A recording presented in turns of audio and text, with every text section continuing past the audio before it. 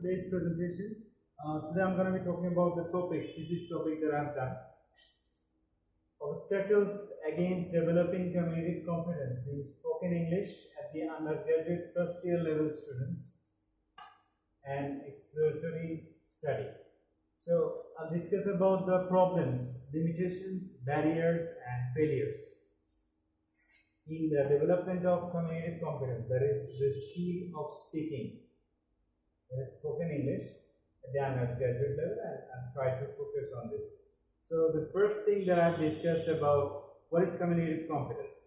Communicative competence refers to the ability to speak in every situation in a different aspects. Like when you are in the shopping mall, you are speaking with the other people around in one way. When you are in the airport, you are talking to others in another way. When you are in the family, at that time you are using some other language. When you are in academic situation in the school or colleges or university, at that time you are using another sort of set of sentences at the same time. So how do you know and what sentences are you going to use?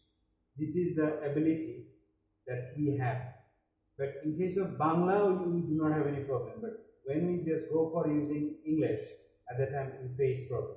Now I'm here to discuss about this problem. Look at this. I have given the reference of Delhi Star 2007, Devna 2007, Mahmood 2005 and Prothamalu 2007.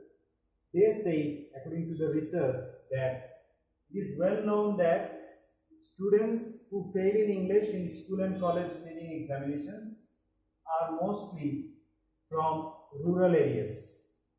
In our rural areas, most of the students fail in the examination, English examination. So school leaving means SSC and college leaving means HSC. In SSC and HSC level, most of the students from the rural areas, the percentage is higher. In the city areas as well, many students fail. But in comparison to city areas, rural areas students fail more. So this is one. Then I'm focusing on Richards and Rogers. What did they say about communicative competence? The characteristics of communicative language appears like a system of expressing meaning which allows interaction. So communicative competence talks about two things: expressing meaning by interaction between two persons, three persons or more, and reflects communicative uses. So where to say what? Suppose give me the phone, talk to me, can I get your phone number? Let's have lunch together. This type of sentences gives kind of communicative uses. So what is very important is that communicative language has got two things: expressing meaning and allowing interaction. That is very important. So Richards and others talked about it. But if you come to the context of Bangladesh, Chaudhuri and Farooqi in 2003 in press, they talked about teachers and learners do not worry about two essential skills, listening and speaking, for communicative English. The main fault in our system is that we are using CLT, that is communicative language teaching. But in communicative language teaching, there are four skills: reading, writing, listening and speaking. On the other hand, the syllabus that we have in SSC and HSC, school and college leaving examinations, there we see that reading and writing, these two skills are involved, but listening and speaking skills are not at all focused.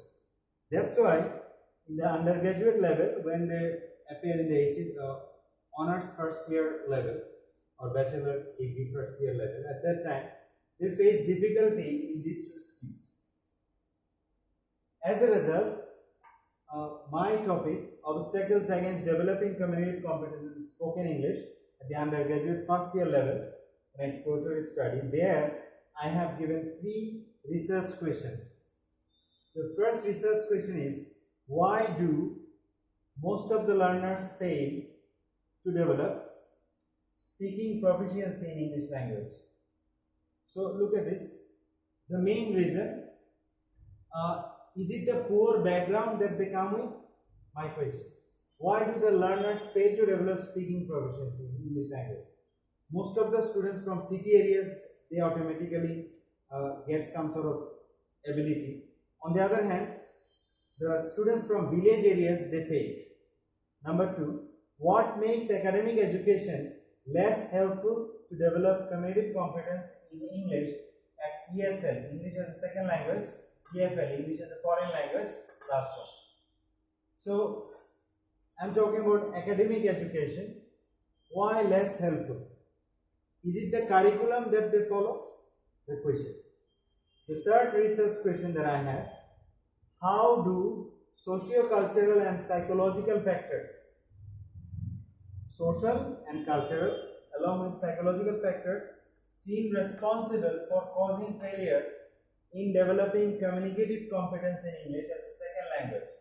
So I'm talking about here, are there social limitations, mental problems, religious problems, or cultural gaps responsible for the failure of developing communicative competence?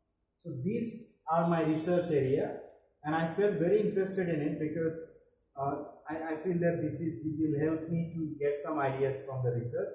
I have done the research in three colleges, three institutions.